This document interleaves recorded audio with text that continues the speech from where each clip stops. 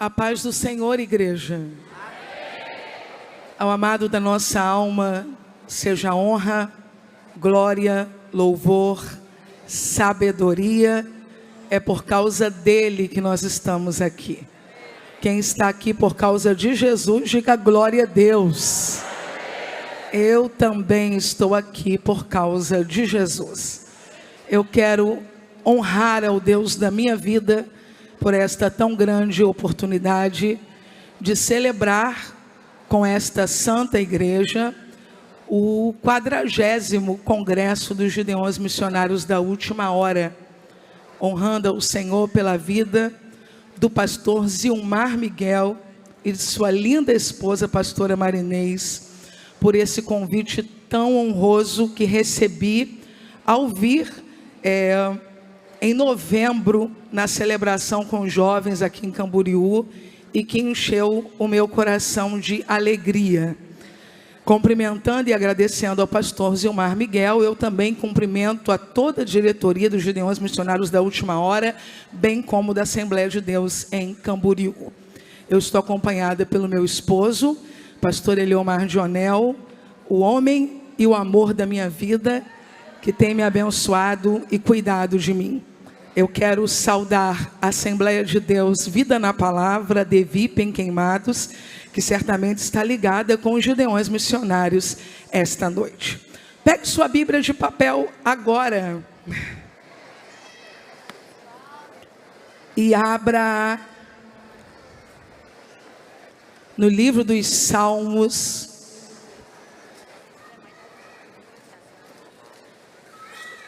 número 119.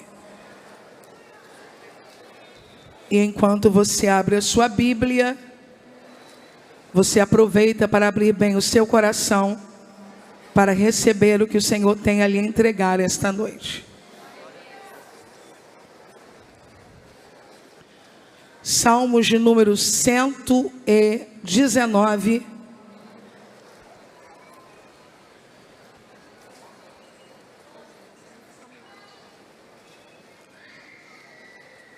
A partir do versículo de número 100,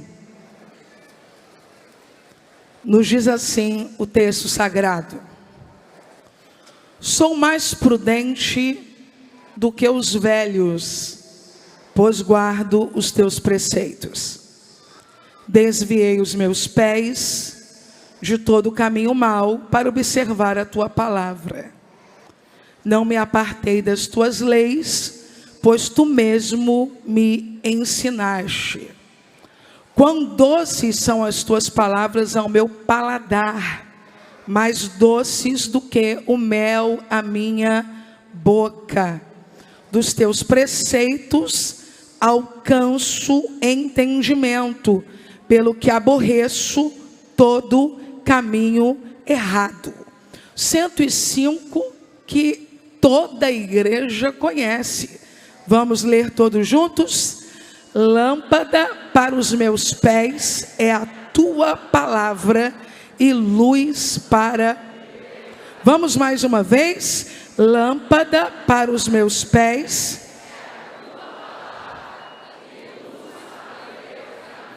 Senhor, acabamos de ler a tua palavra. Ela permanece no céu e é revelada à tua igreja pelas Escrituras. Por causa da tua palavra, te pedimos que um exército seja levantado aqui. Glorifica o teu nome, Senhor.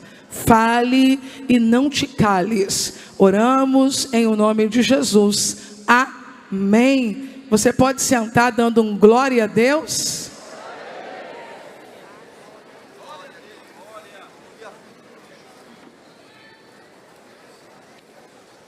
Querida igreja, eu quero fazer algumas considerações rápidas, já dentro do texto sagrado, obviamente.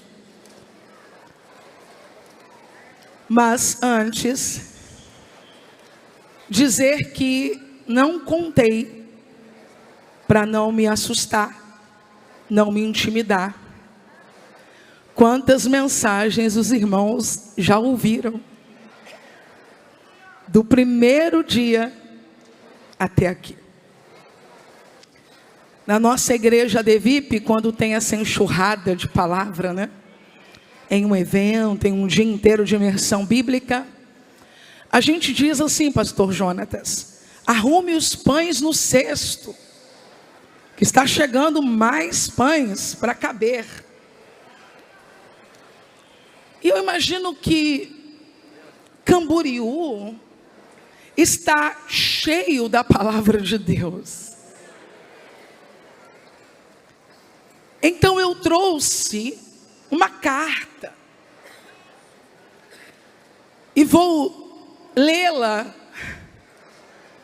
numa cadência possível aos irmãos, para que os irmãos entendam e ouçam, sem muitas preocupações,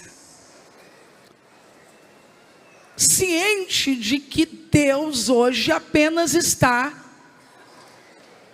lacrando um pergaminho com um selo.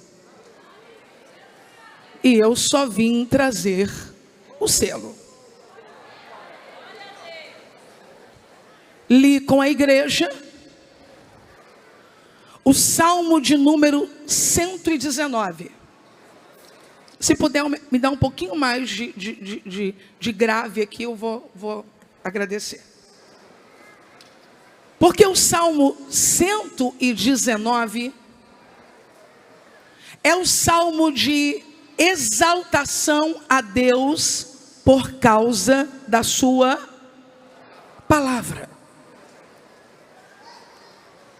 Possivelmente Davi tenha composto este salmo. Eu não sei quantos irmãos aqui já leram o Salmo 119 completo. Todos já leram? É um amor, é um derramar tão profundo. E certa vez, examinando esse texto, por mais de 15 aulas com os meus alunos,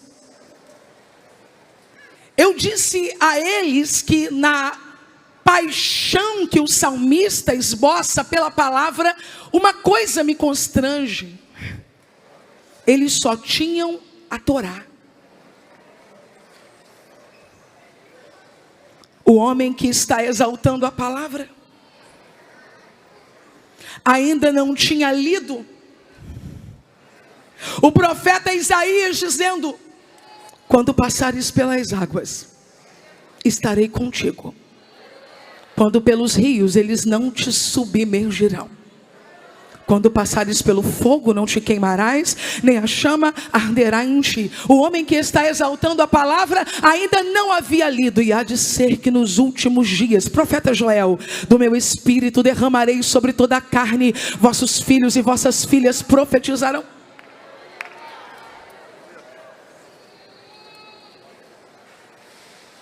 O homem que está apaixonado pela palavra ainda não havia lido. No princípio era o Verbo, e o Verbo era Deus, e o Verbo estava com Deus. O homem que exalta a palavra ainda não havia lido, e dando brado disse: está consumado. O homem que exalta a palavra no Salmo 119 ainda não havia acessado o texto que diz: e vi novos céus e nova terra, e Deus enxugará dos vossos olhos toda lágrima.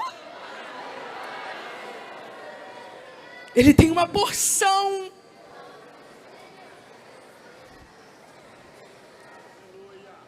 e ele diz: eu folgo, eu me recreio, isso aqui, eu amo, é o meu prazer. Ele tem 5 livros e diz: por causa da palavra, sou mais sábio do que os meus professores. Ele não leu uma carta paulina, mas ele diz: eu não ando no escuro como aqueles que tropeçam, eu tenho luz para o dia e para a noite.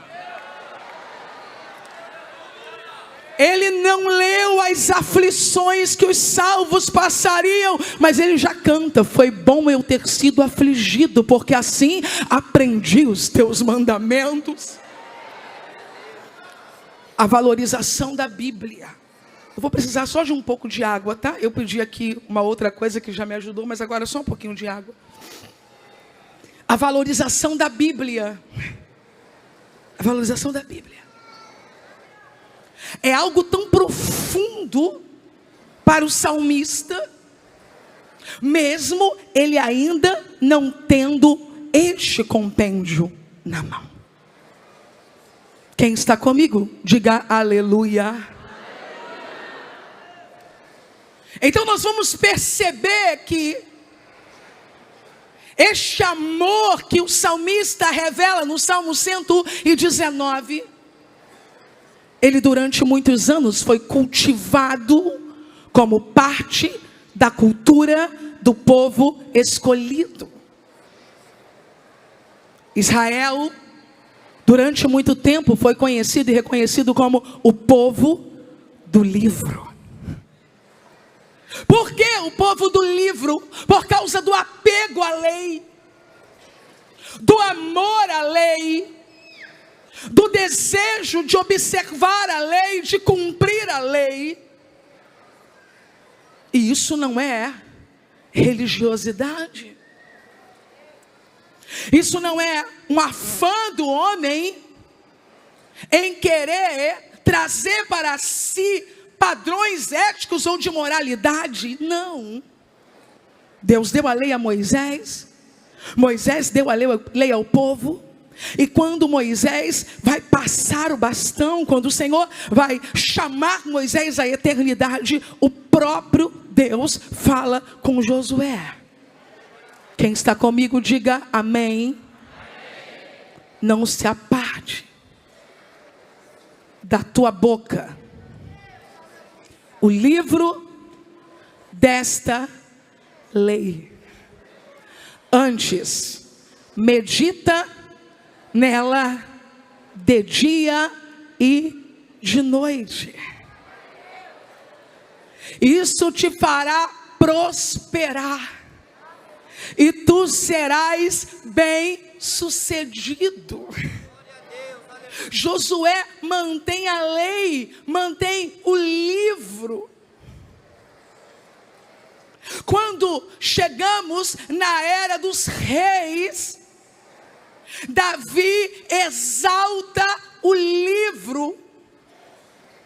Quando chegamos no filho de Davi, Salomão, Salomão continua sendo um instrumento para o acréscimo do livro, para a construção do livro. Agora Israel não teria só a Torá, mas ao longo de uma construção, Israel teria a Taná, que é o nosso Antigo Testamento. Você vai ver em momentos específicos Israel reunido e o livro da lei aberto. Você vai ver no templo de Salomão a valorização da lei e do livro. Só que após a morte de Davi. Quem está comigo, diga aleluia. Eu estou lendo a carta. Após a morte de Salomão, após a divisão do reino, outros reis foram assumindo esta posição, e alguns deles não tiveram o mesmo apego, o mesmo amor que Davi. Pegue sua Bíblia agora e abra no segundo livro dos reis de Israel. Muito obrigada. Trouxe a Bíblia? Abra.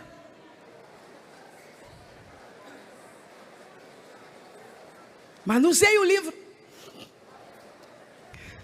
Manuseie o livro. Capítulo 22.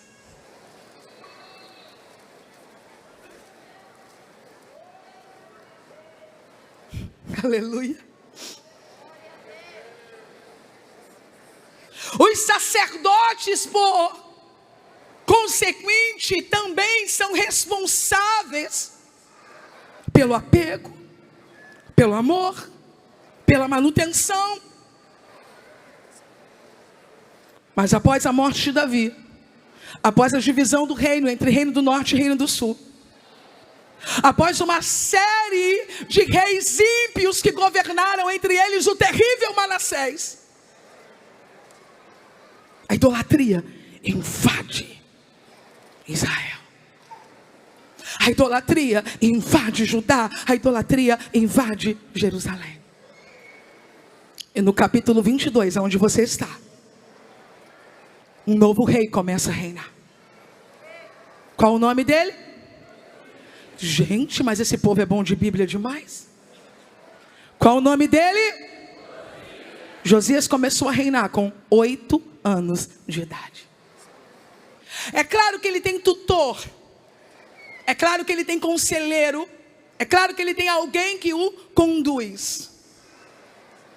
Josias começa a reinar com 8 anos de idade. E por 18 anos, quantos anos? Quantos? Ele faz muita coisa importante em Jerusalém. Remove estátuas de idolatria. Chama o povo para adoração. Quebra falsos ídolos. Só que existe uma coisa importante que Josias não acessou ainda, porque ministérios são gradativos. Não espere tudo de alguém ao mesmo tempo. Ah, me ajude a pregar. Diga para alguém assim: paciência, eu estou crescendo. Tens condição de dizer isso para alguém? Paciência, eu estou crescendo. Não estamos prontos. Mas com 26 anos de idade, quantos anos? Quantos anos? Ele se levanta para fazer uma reforma no templo. Sabe há quanto tempo o templo não era reformado? O templo não era reformado desde o reinado de Joás, em 813 a.C. O último rei considerado como homem de Deus, Ezequias, já havia morrido há 65 anos. Então a casa de Deus estava abandonada a governos ímpios há 65 anos. 65 anos que não tem um homem como Davi dizendo: ó Senhor, como eu amo a tua lei.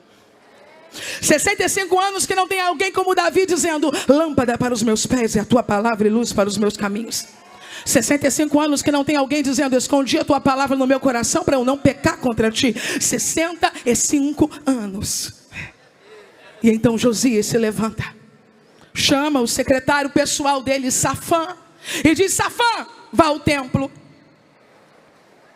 Você precisa ter um encontro com o sacerdote Hilquias. Fala para Hilquias pegar o dinheiro que o povo tem trazido como oferta ao templo, entregar na mão dos trabalhadores para que seja feita uma reforma no templo. Pastores amam reformas. O povo estava ofertando. O movimento de desejo da restauração do templo que veio de Josias estava tomando o povo. E de acordo com a narrativa do segundo livro das Crônicas, capítulo 34, versículo 14. Quando o sacerdote Hilquias, qual é o nome do sacerdote? Qual é o nome do sacerdote? Pastorzão, você que está com a gente, o senhor que está com a gente na sala da sua casa agora assistindo os Gideões Missionários da Última Hora. Eu quero dar graças a Deus pela sua vida. Quantos pastores no Brasil e no mundo não podem vir, mas estão ligados, ouvindo, recebendo e entendendo que Deus está emitindo cartas desse altar. De acordo com a narrativa do segundo livro das Crônicas 34, enquanto começaram a mexer no dinheiro, distribuindo a oferta, para que os trabalhadores restaurassem o templo, encontraram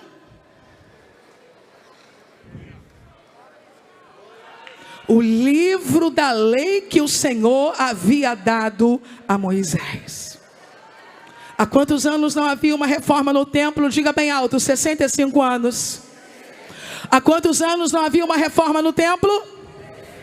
65 anos sem reforma. Quando Deus levanta Josias, Josias começa a trabalhar, e de repente Josias olha para o templo, ele sente o desejo de restaurar o templo, manda o secretário dele procurar o sacerdote, diz para o sacerdote: pegue o dinheiro que o povo tem trazido e entregue na mão dos trabalhadores para reformar o templo. E quando o sacerdote da casa pega o dinheiro, tira da mesa dele, tira da mão dele e coloca na mão dos trabalhadores para consertar o templo, para melhorar o templo, a Bíblia diz que enquanto o dinheiro é repartido, eu não sei aonde, já deu limpeza em casa. De repente, quando alguém puxa alguma coisa, eu imagino: achei o livro da Torá, a lei do Senhor que estava perdida dentro da casa do Senhor. Eu tenho uma palavra para entregar no último culto do 40º Congresso dos Gideões Missionários da Última Hora, e eu vou entregar. Estamos perdendo a Bíblia dentro do templo, mas o Espírito da profecia de Cristo me diz esta noite: vocês vão achá-la outra vez.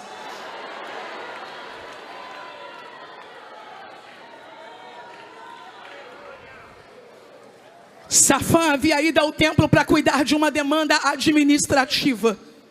Eu vou dizer de novo: Safã havia ido ao templo para cuidar de uma demanda administrativa. Mas ao chegar, ele encontra o sacerdote Ilquias, aquele que deve cuidar das demandas espirituais. Pastores cuidam das demandas espirituais, administradores cuidam das demandas administrativas. Quando o administrador chegou no templo para conversar com o pastor olhou para ele e disse: rapaz,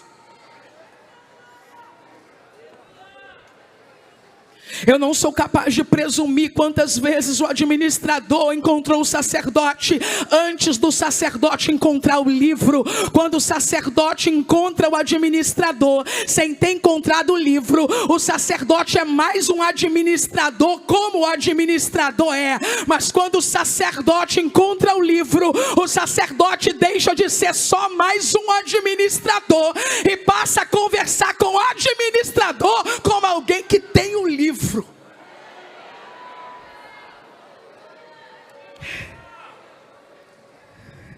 O trabalho do administrador foi imprescindível para que o livro fosse encontrado. Pois foi quando o dinheiro estava sendo conferido, retirado do templo para ser distribuído entre os que fariam a obra, que o livro foi achado. Eu vou entregar esta palavra e eu quero que você receba. Quando o dinheiro fica espalhado sobre a mesa do sacerdote, o livro de Deus fica encoberto. Mas quando o dinheiro vai para a mão dos que foram chamados para realizar a reforma, o sacerdote redescobre o livro. Que Deus coloque o dinheiro da igreja na mão de quem vai fazer a obra, para que o sacerdote redescubra o livro.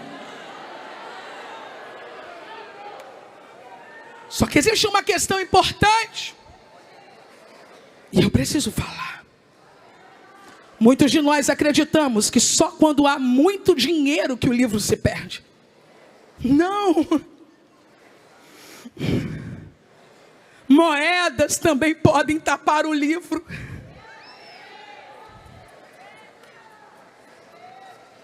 Nós vamos falar isso como pastores de uma pequena igreja que já foi muito menor do que é hoje. Na angústia de querer construir e não poder, de querer fazer e não ter, O sacerdote é tentado a se ocupar com o livro caixa e esquecer o livro de Deus. Eu nem sei o tamanho da tua luta, pastor. Eu nem sei o tamanho da tua luta. Você que paga aluguel no templo todo dia 10. Eu não sei o tamanho da luta. Você que tem uma folha de pagamento todo dia 5. Eu não sei o tamanho da luta. Você que olha para a necessidade dos missionários que você enviou. Mas eu tenho uma mensagem de Deus para te entregar. Seja corajoso. Entregue o livro caixa ao administrador. E pegue de novo o livro da lei.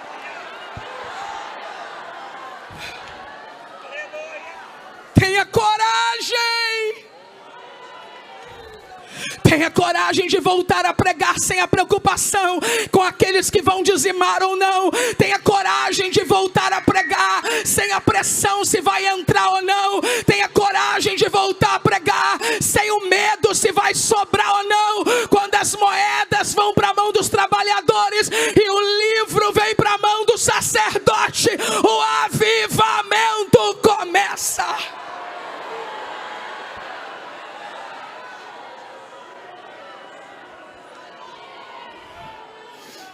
Quem está comigo, diga aleluia.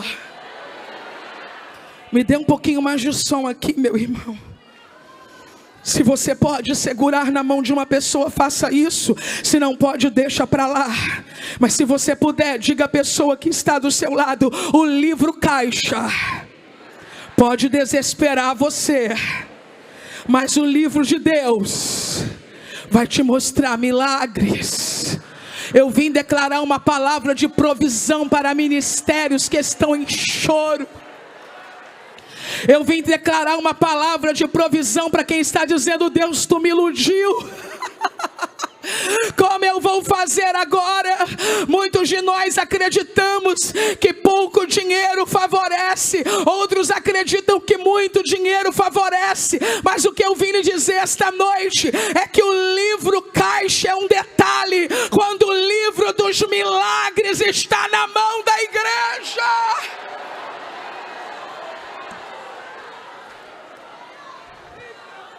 Safã, tu não sabes o que aconteceu. Muito obrigado, irmão do som, ficou ótimo. Safã, tu não sabes o que aconteceu. Começamos a dividir aqui a oferta missionária, o valor da assistência social, o pagamento dos trabalhadores, o dinheiro do pintor. E do nada, Safã, quando começamos a dividir sem a preocupação, achamos o livro da lei. Safã diz: eu tenho que contar isso para o rei. Safã vai até o rei Josias. Rei, acharam o livro no templo. No 3 você vai gritar bem alto isso comigo. Podemos? Acharam um livro no templo? Vamos lá? 1, 2, 3.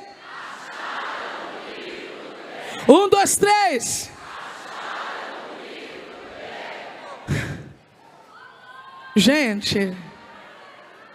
Gente, olha para mim.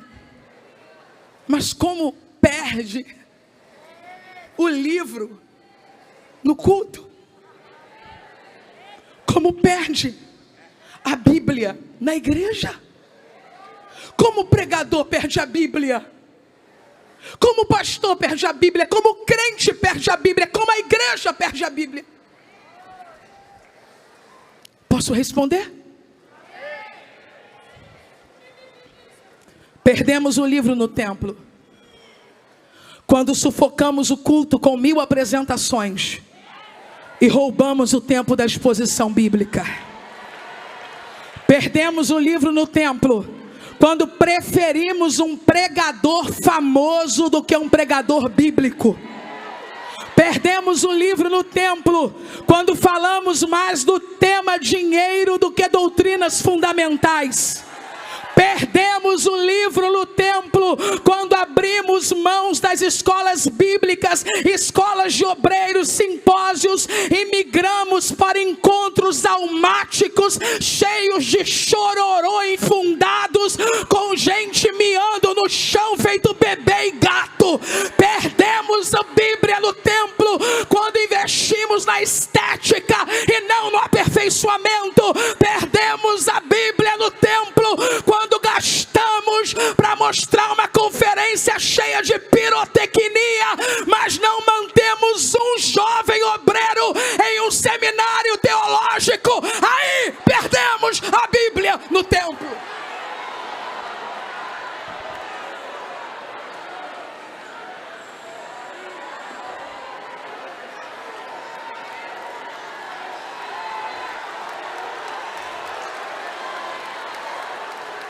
No 40º Congresso dos Gideões Missionários da Última Hora, eu quero pedir perdão aos mestres da igreja brasileira que não valorizamos, aos mestres que não ofertamos, aos mestres que não amamos, em detrimento a pregadores famosos e midiáticos que têm grandes cifras ou grandes números de seguidores. Eu não estou falando isso aqui porque esteja com dor de cotovelos. Eu estou dizendo isso aqui com mais de 1 milhão de seguidores no Instagram. Eu faço questão de pontuar isso para que você entenda que eu não vim aqui dizer que fama é pecado. Eu vim dizer aqui que se um mestre bíblico perde por causa de número de seguidores, é a igreja que está perdendo.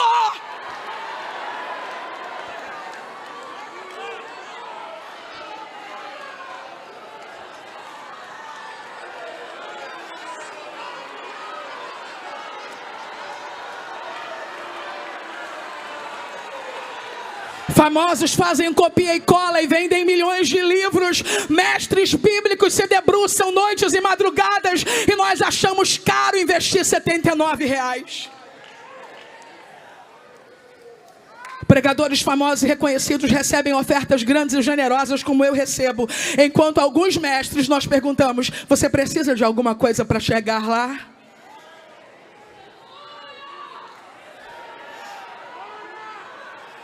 Desanimamos mestres que voltaram para os balcões, foram trabalhar em açougues de novo. Desanimamos mestres que desistiram dos seminários para alimentar seus filhos e famílias. Nós matamos os mestres quando só valorizamos os movimentos passageiros e instantâneos em detrimento à palavra pregada no poder do Espírito Santo. Que no 40º Congresso de Gideões Missionários da Última Hora, a igreja se levante para achar o livro perdido no templo.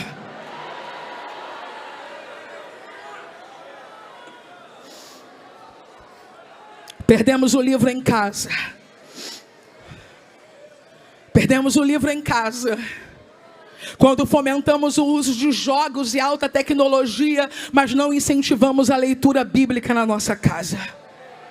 Perdemos o livro em casa quando abrimos mãos do culto doméstico e envolvemos os filhos em múltiplas atividades. Todos querem ser jogador de futebol, atleta, judocas, dominando vários idiomas, crianças cansadas e sobrecarregadas que não cultuam mais. Perdemos o livro na vida quando deixamos fechado durante horas e dias. Perdemos o livro na vida quando maratonamos séries sem nunca ter lido a Bíblia completamente por uma única vez. Perdemos o livro na vida quando consumimos fofoca e não lemos um capítulo dele por dia. Perdemos o livro na vida quando somos aconselhados por influenciadores digitais, mas não conhecemos os conselhos de Deus contidos nele. Perdemos o livro na vida quando abrimos mão do único símbolo material que o crente tem da sua fé, para reduzi-lo a um mero aplicativo. Se você trocou isto aqui por um celular, você perdeu a Bíblia na vida.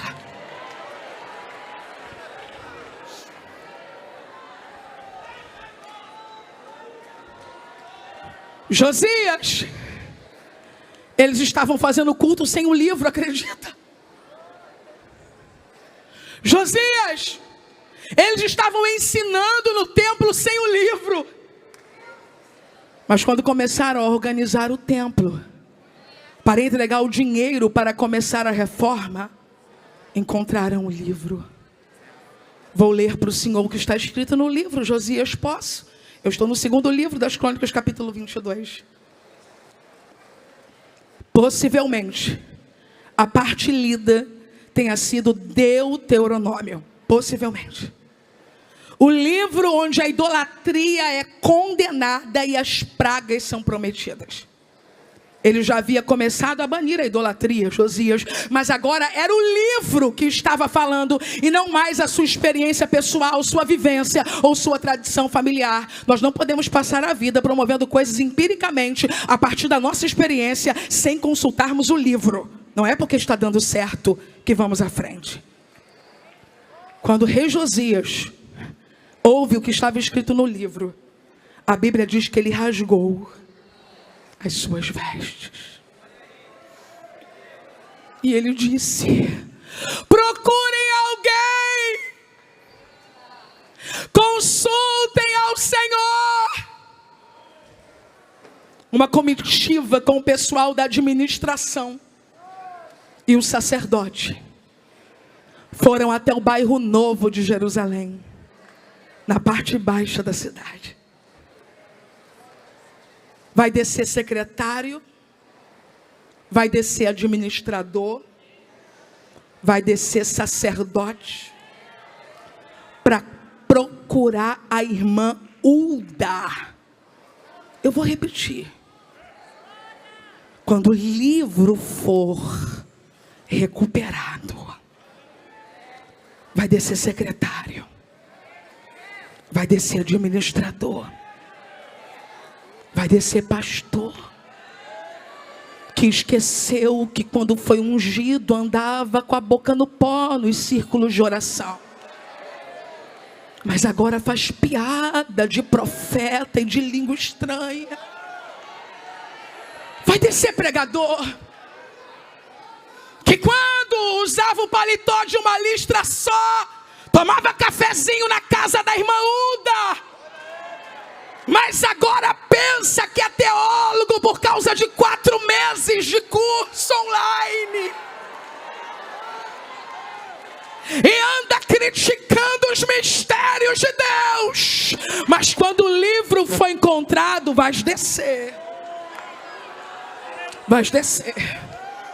Vais descer para a cidade baixa de Jerusalém para procurar a irmã Hulda. E aqui eu estou falando para os profetas: aguenta firme, suporta mais um pouco essa brincadeira, esse falatório, essa baboseira, esse escárnio, esse roda-roda que eles andam fingindo por aí, que faz parte da nossa cultura, para tentar depois nos sujar, nos manchar. Aqui roda sim, mas roda no poder, roda na unção. Deixa os reformados zombarem, porque quando o livro foi encontrado,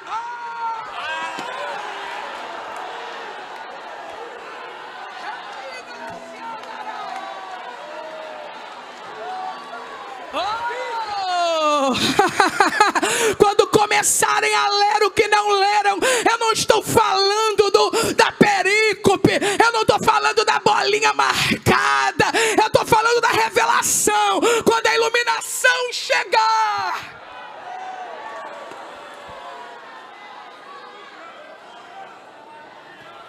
deixa os reformados debochados debocharem, porque nem todo reformado é debochado, né? Então deixa os reformados debochados debocharem, junto com os falsos pentecostais debochados que debocham também. Irmã Hulda, vai chegar a sua vez. A irmã Hulda é a esposa de um obreiro. Nem tenta entender, isso é língua de assembleiano.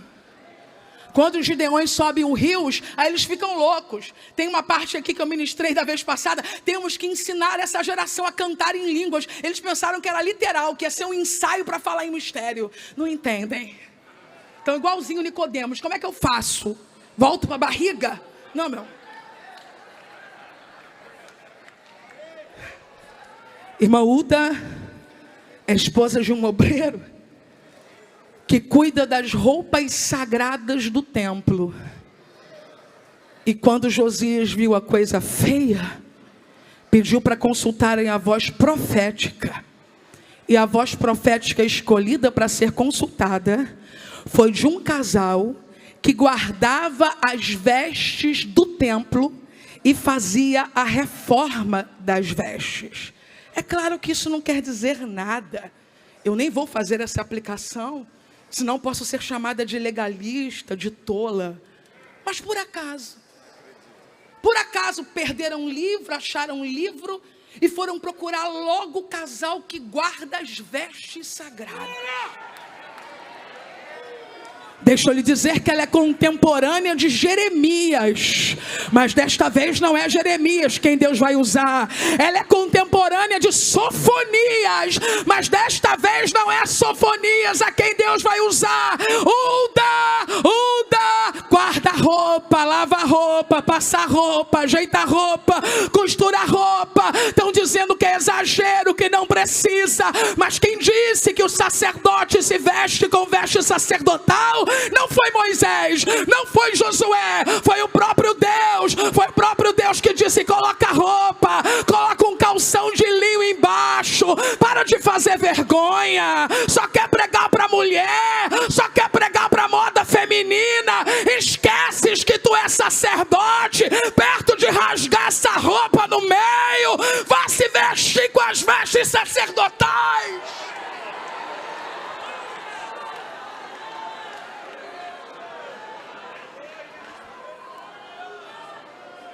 Estás tão bonito aqui nos Gideões e pregas de baby look nas outras igrejas.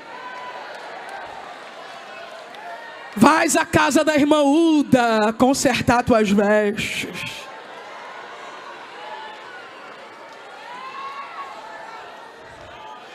Desceram à casa da profetisa.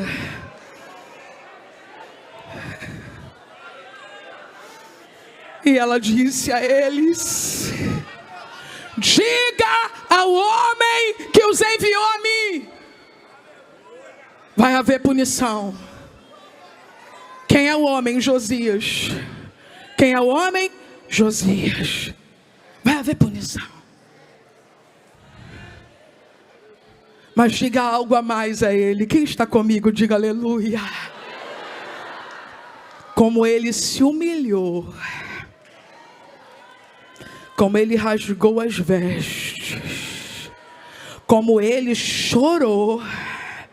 Enquanto ele viver, esse mal não se cumprirá e ele será sepultado em paz. Pegue a sua Bíblia agora, levante o mais alto que você puder e grite: o livro foi recuperado.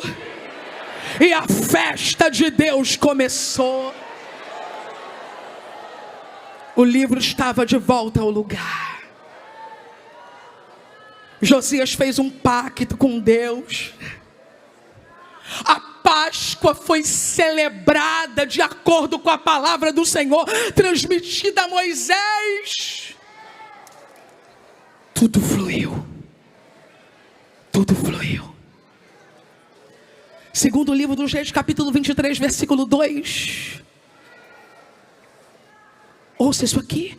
Em seguida o rei subiu ao templo do Senhor, acompanhado por todos os homens de Judá, todo o povo de Jerusalém, os sacerdotes, os profetas, todo o povo, do mais simples ao mais importante.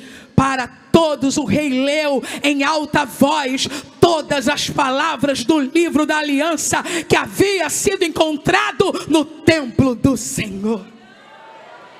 Vale dizer glória a Deus no 3, 1, 2, 3.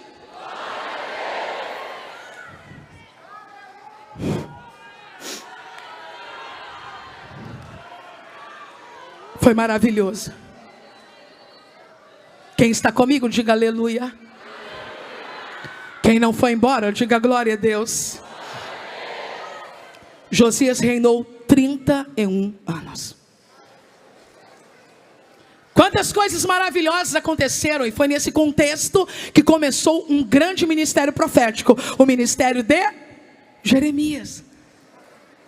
Josias morre. E Jeremias chega a compor uma lamentação sobre isso, porque Josias foi um rei tão inclinado para restauração, para adoração. Quando ele morre, Jeoacás começa a reinar. Mas 3 meses depois, seu irmão Jeoaquim assumiu o trono por exigência de Faraó Neco. Para você não esquecer mais esta mensagem, diga bem alto no 3, Jeoaquim. Vamos lá? 1, 2, 3. Agora você vai dizer assim: Josias morreu, Jeremias seguiu, Jeoaquim governou. Josias morreu, mas o profeta Jeremias estava vivo. O ministério dele começou nos dias de Josias, 5 anos antes do livro ser encontrado. Durante 18 anos, Jeremias profetizou tendo um crente no trono. Gente, quando tem um crente governando, profetas fluem. Eu não posso nem contar para vocês até que horas o pastor Zilmar me deu, eu não posso contar. Vocês não têm noção, vocês vão até desmaiar, então eu vou ficar quietinha. Porque quando tem um profeta na administração, desculpe, quando tem um rei crente, quando tem alguém administrando, um líder, não é rei de coroa não, gente, tá? Um líder crente, os profetas fluem. Jeremias fluiu durante 18 anos. Só que o ministério de Jeremias duraria quantos anos? 41. Seria necessário por 23 anos continuar profetizando, mesmo sem apoio algum. Faz cerca de 4 anos e meio que Josias morreu, quando nós chegamos agora em Jeremias 36. Abra sua Bíblia aí.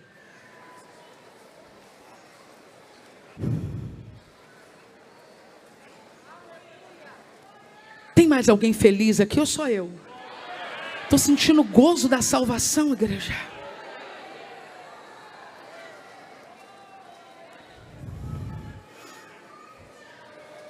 Quatro anos que Josias morreu. Jeoaquim está no trono. E o que voltou? A idolatria. Capítulo 36 do livro do profeta Jeremias. Aos meus amigos, colegas, irmãos pregadores, eu quero dizer que ele faz parte de um conjunto de 3 capítulos com um tema comum: o sofrimento e a perseguição de um profeta do Senhor.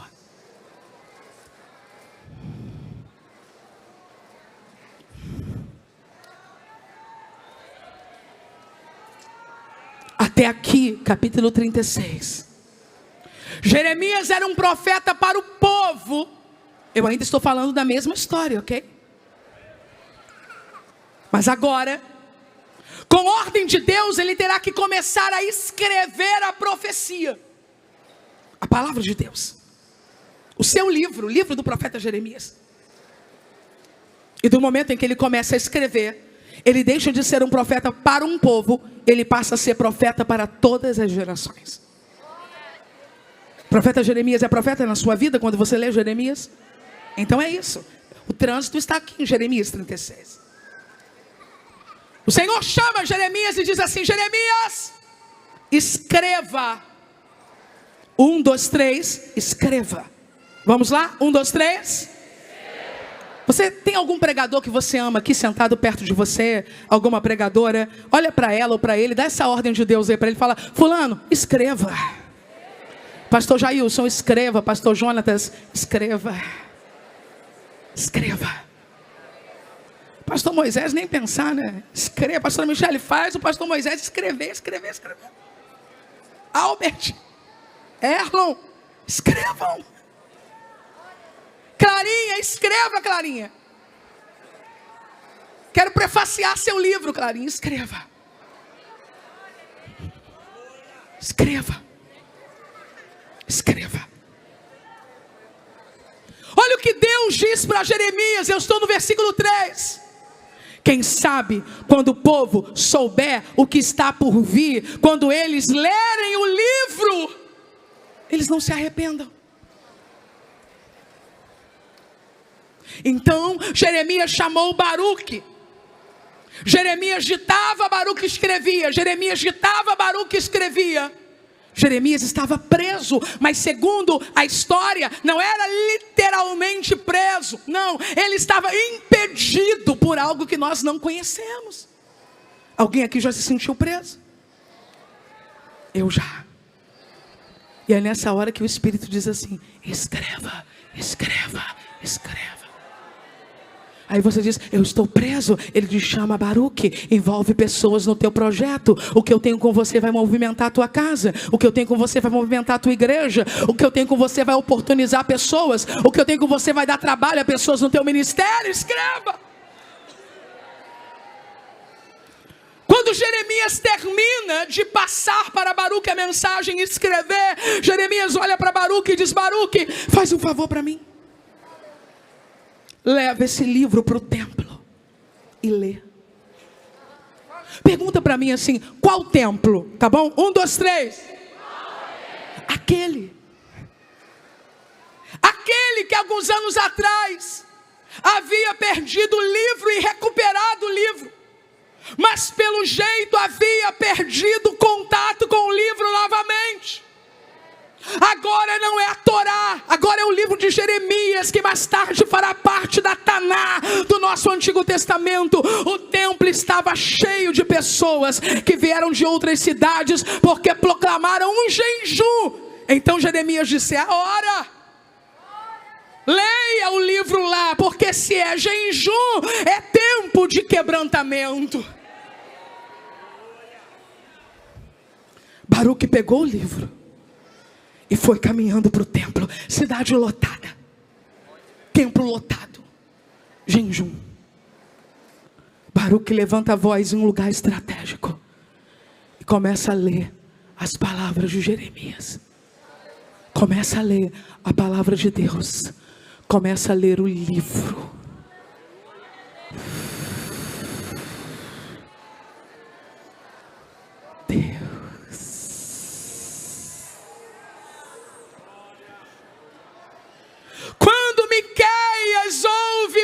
Sendo lido,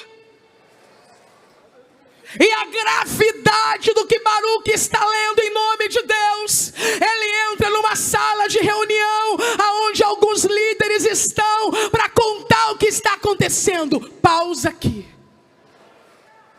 Essas salas já existiam nesses dias. Salas benditas, pastor Gilmar. Cheguei ali, me chamaram para fazer uma chamadinha de vídeo. Eu entrei numa sala que já estava a cantora Larissa, preciosa, o Paulo, já estava a mãe da Aninha, tinha café, tinha bolo. Crente é uma maravilha, pastor. Só que daqui a pouco o que nós fizemos? Todos nós saímos. Vamos para o culto. Salinha é para passar, não é para ficar não. Aí cheguei, pastor Gilvan aqui ministrando. Eu percebi que eu podia, perturbar, passando. Então vou ali.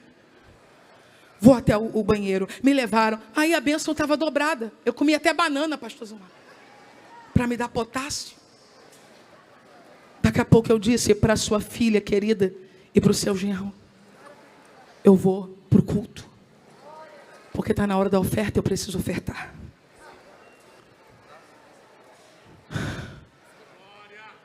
Pastor, fecha essa sala, onde essa gente que não gosta de culto nem de Bíblia, passa o tempo todo comendo e bebendo, pensando que está na própria casa. Avisa essa gente que na hora do culto é hora de cultuar. Sala é para quem está chegando, é para quem está saindo, é para quem está pausando, é para quem está tomando um chá, comendo um biscoito. Não é para banda desviada ficar lá sentada até a hora do seu artista cantar e depois voltar para comer outra vez, desprezando o sagrado e o altar. Tem fome? Coma em casa.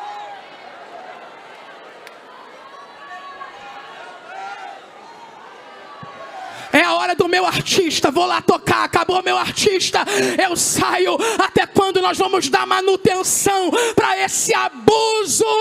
Altar é santo, igreja é santa. Lá no show da prefeitura você pode fazer isso. É show, é camarim, passa um, vem outro, é assim mesmo que funciona. Aqui não! Pega na mão desse crente de Deus que está do teu lado e grita para ele: sai da salinha e vai ouvir o livro.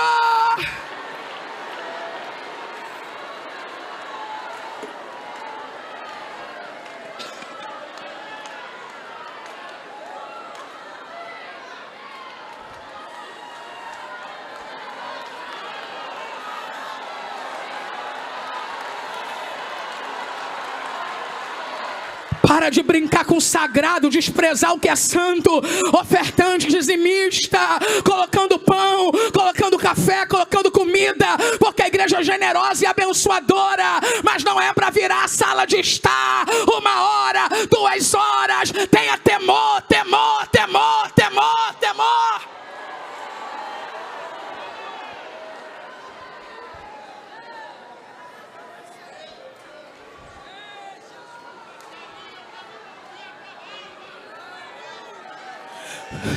Os católicos dizem que a missa é santa, e eu me peguei pensando esses dias, depois de ver um abuso desse.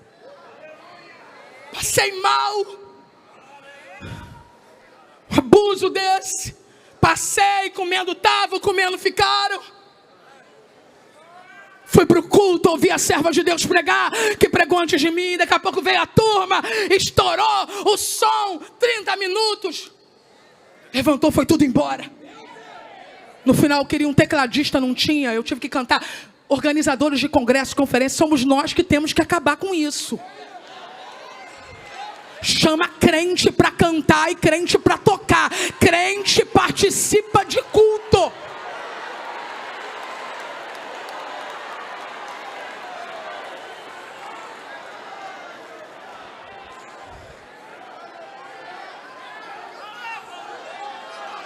Pastor, é sua hora de ir para o palco. É às 20 horas. Meu irmão, fala comigo com língua de crente. Fala comigo com língua de crente. Se eu estiver lá no show da cidade, no evento da cidade, aí é palco, mas no culto. Minha hora de ir para o palco. Que hora vai começar o culto? Pergunta para o crente que está lá. Que horas vai começar o culto?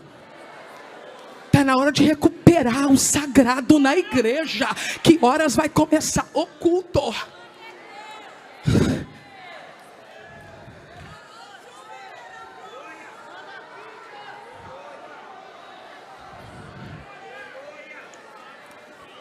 Bíblia sendo pregada, sumiu todo mundo. No final não tinha ninguém para tocar. Eu ainda falei para ele, mas ainda cantei, tive que cantar. Eu vi as irmãs numa luta. Contrataram 2 bandas para no final não ter uma. Concluímos o culto e eu disse: Senhor, isso afronta a tua santidade. Não tens tempo para fazer, não aceite. Aí vai lá o Miqueias na salinha. Fala com a turma da salinha. Ó, está acontecendo um movimento ali. Os líderes dizem: chama Baraque aqui. Baraque, leia para a gente. Meu irmão, tu acha que um profeta que já profetizou no templo, na porta, na rua, vai ter medo de profetizar na salinha?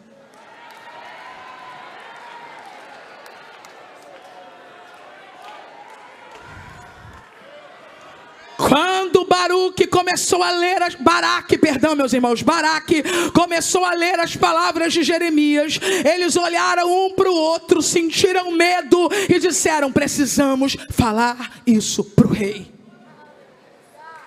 Lembra quando Safã foi no templo e o sacerdote disse: achei o livro, e ele falou: tem que contar isso para Josias. Essa turma está pensando a mesma coisa, vamos lá e vamos contar isso para o rei. Mas antes da gente subir para falar com o rei, responda uma coisa aqui. Baruque, como foi isso? Isso é coisa de Jeremias, não é? Ele responde: sim. Ele dita e eu escrevo. Aleluia. Eu vou repetir. Ele dita e eu escrevo. Ele dita, eu escrevo. Ele dita, eu escrevo. Ele dita, eu escrevo. Aí os homens olharam para ele e disseram: ó, deixa esse rolo aqui em cima e vai se esconder você e Jeremias. Já sabiam no que ia dar. Tem mensagem que a gente entrega, mas já sabe no que vai dar.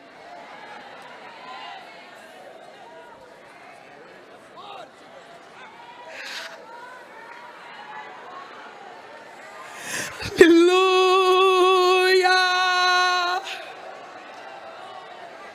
Eles foram até o lugar onde o rei estava, contaram para o rei o que estava acontecendo e disseram: rei, ouça o que está acontecendo. O rei olha para eles e diz: Gelde, pega o rolo, traz o livro. Eu quero o rolo e o livro aqui. Parece a mesma cena quando Safã trouxe o livro para o rei Josias. Parece a mesma cena, mas não é. Gelde, o secretário, está lendo. E o rei está com um braseiro ao lado dele. Quem está comigo, diga aleluia. Quem não foi embora, diga glória a Deus. Eu acho que essa cena está apropriada para um avivamento, né? Nos dias de Josias não tinha braseiro, mas agora nos dias deste rei tem um braseiro do lado dele com fogo aceso. Se sou eu, já fico animado, porque assembleando, quando vê fogo na cena, já fica animado. Lê aí, Gelde. O texto diz assim: quem está comigo, diga aleluia. Você me ajuda aqui, Graciele?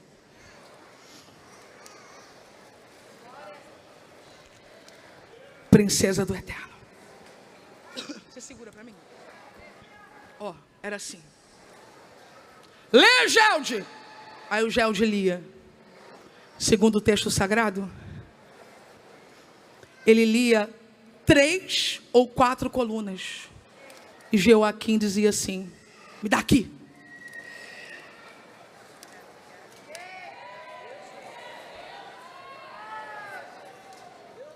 Jogava no braseiro. Gelde olhando para ele: continua lendo. Lia mais 2 ou 3 colunas. Ele tomava da mão dele. Quando Josias descobriu que o livro tinha sido achado e ouviu, rasgou as roupas.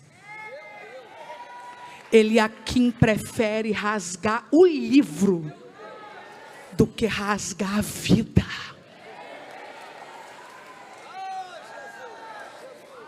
Obrigado, querida. Ele pega uma faca de escrivão, corta o rolo, corta o livro e joga no braseiro. Corta o livro e joga no braseiro.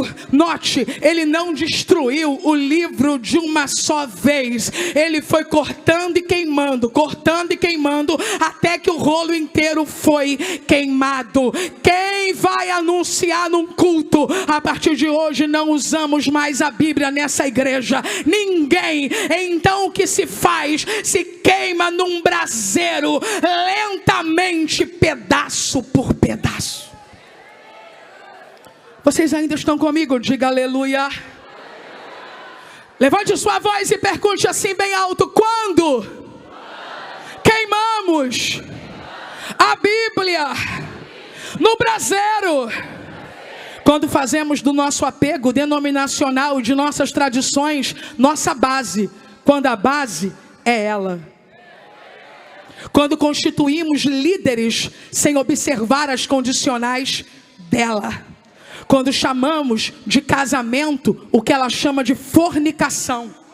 Quando chamamos de união, o que ela chama de abominação. Quando chamamos de amor, o que ela chama de desobediência. Jogamos a Bíblia no braseiro quando somos tolerantes com a prática do pecado, deslumbrados pela maestria de alguém no uso de um dom. Jogamos o livro no braseiro quando fazemos de missões um departamento esquecido na igreja, ignorando a ordem da grande comissão. Jogamos a Bíblia no braseiro quando fazemos longos projetos, ignorando o que ela diz sobre os últimos dias. Jogamos a Bíblia no braseiro quando esquecemos, nós esquecemos que no tribunal de Cristo nós compareceremos e vivemos como se o arrebatamento não existisse, pregando aos outros e sendo reprovados. Aí jogamos o livro no braseiro.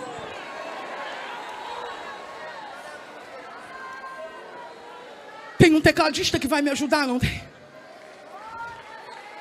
Vem aqui, Clarinha.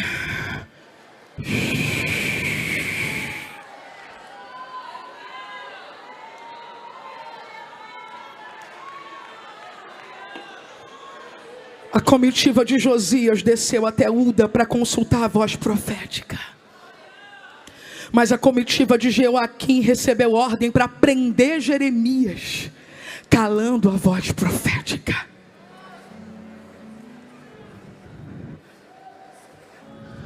Não somos perfeitos. Não somos perfeitos. Mas como reagimos diante do confronto da verdade que o livro grita, revela? Mandamos cortar? Até quando vamos cortar os pregadores que falam o que nós não queremos ouvir?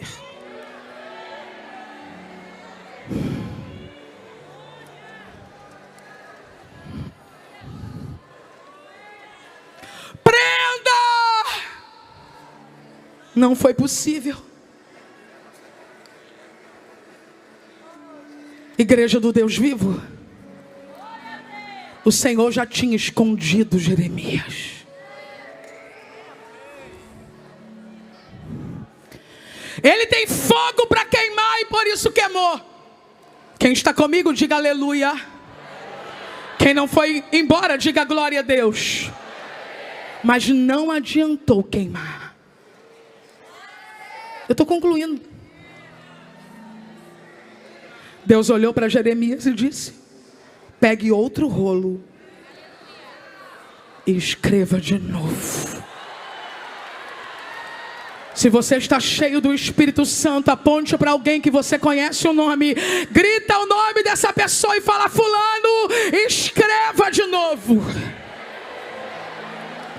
Aponte para alguém, grita para esta pessoa, diga o nome dele e fala: fulano, pregue de novo, apacente de novo, cante de novo, discipule de novo, jejue de novo, chore de novo, clame de novo, grite de novo, abrace de novo, perdoe de novo.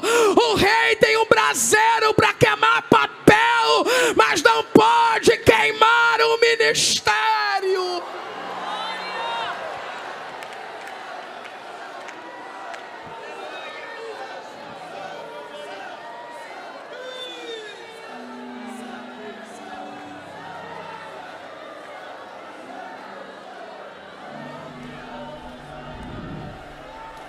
Josias não venha.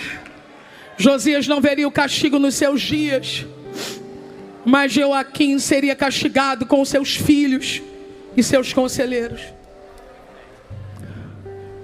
Jeremias escreveu tudo novamente e ainda foi acrescentando mais, porque ainda havia cerca de 17 anos de profecias após isso.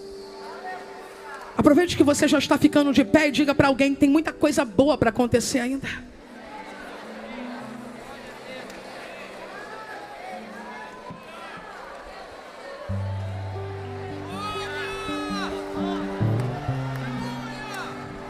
"66 livros Nenhum rei no mundo antigo pôde impedir a conclusão do livro. Nem o exílio, nem a destruição do templo, nada pôde extinguir a voz do livro. Estava tudo marcado, Ana Clara. Tudo orquestrado por aquele que tudo governa. Evangelho de Jesus, segundo escreveu Lucas capítulo 4, ele está iniciando o ministério.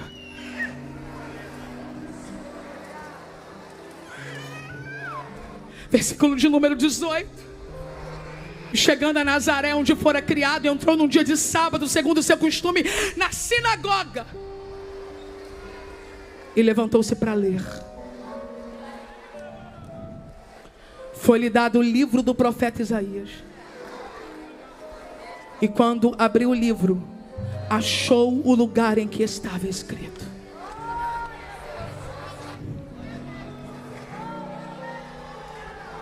não adianta cortar, queimar, perseguir, destruir. O Espírito do Senhor está sobre mim, pois que me ungiu para evangelizar os pobres, enviou-me a curar os contritos de coração, a proclamar liberdade aos cativos e restauração da vista aos cegos, a pôr em liberdade os oprimidos, a anunciar o ano aceitável do Senhor. E cerrando o livro, tornou-o a dar ao ministro, assentou-se, e os olhos de todos na sinagoga estavam fitos nele. Então ele começou a dizer: hoje se cumpriu esta escritura em vossos ouvidos. Cadê a sua Bíblia? Levante a sua Bíblia o mais alto que você puder e diga: o livro é dele. O livro é dele. O livro é dele. Eles tinham a Torá, depois a Taná, mas hoje temos o livro completo, 66 livros. A guerra contra o livro e contra os anunciadores do livro não terminou. O livro continua sendo combatido e perseguido duramente. Coreia do Norte, Afeganistão, Paquistão, Eritreia, Iêmen, Irã, Arábia Saudita, Maldivas, China, Vietnã, Uzbequistão, Turcomenistão, Turquia, Catar, Tajiquistão, Cazaquistão, Butão e Omã são os países que entregam a lista mundial de perseguição, onde as medidas restritivas de circulação da Bíblia são as maiores. E nós no Brasil, o que faremos com o livro? Perderemos? Queimaremos? Ou seguraremos firmemente ele?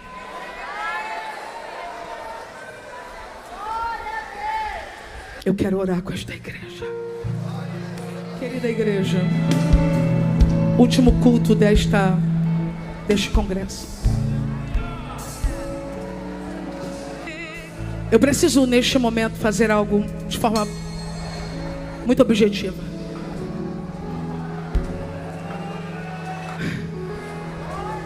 Eu imagino quantos apelos tivemos em todos esses dias, quantas decisões diversas sobre várias coisas diferentes. Eu preciso ser fiel ao que Deus quer que eu faça. A última noite desse congresso é uma noite de comissionamento. Eu vou fazer um apelo para os crentes.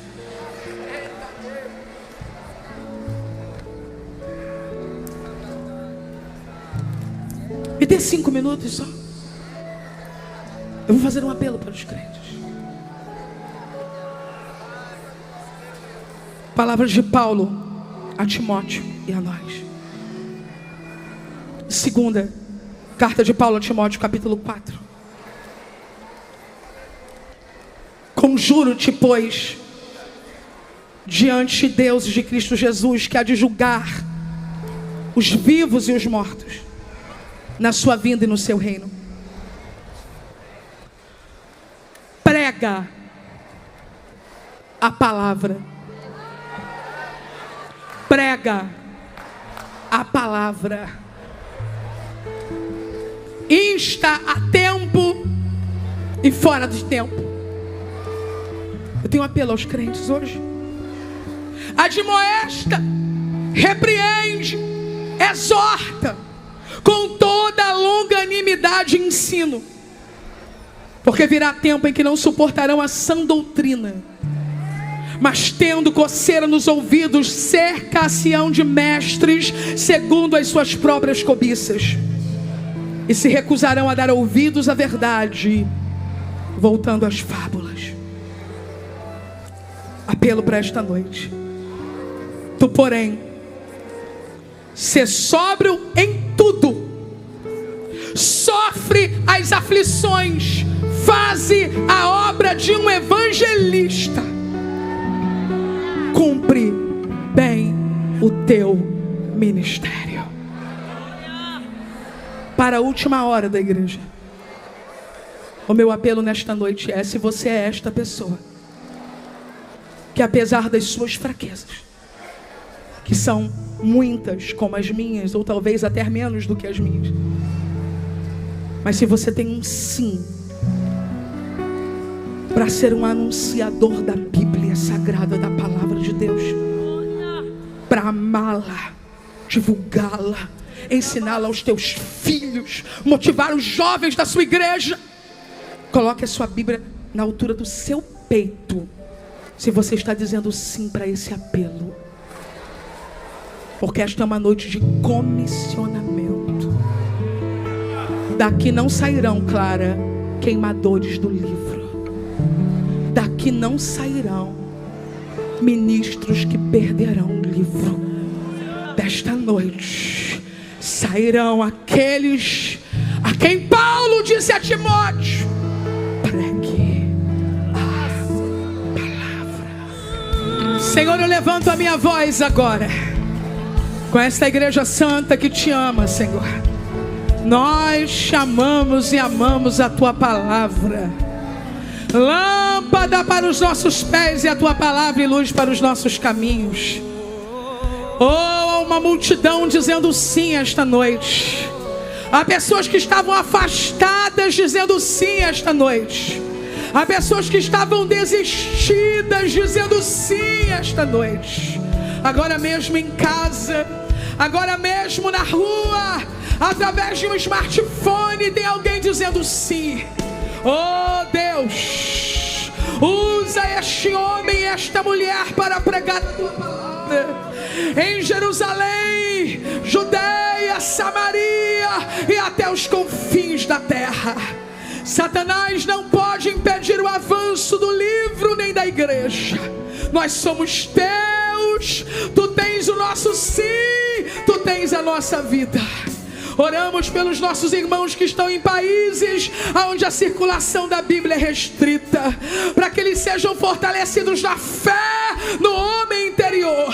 Que o mesmo poder que envolve esta igreja agora os envolva também esta noite. Os nossos irmãos encarcerados, os que estão enfermos em um leito, poder de Deus que emana deste altar por causa da palavra, alcance-os e levante-os para o louvor da tua glória. Oramos crendo em o nome de Jesus. Amém. Se você puder abraçar apertado alguém, dizer a ele isto, diga: pregue a palavra.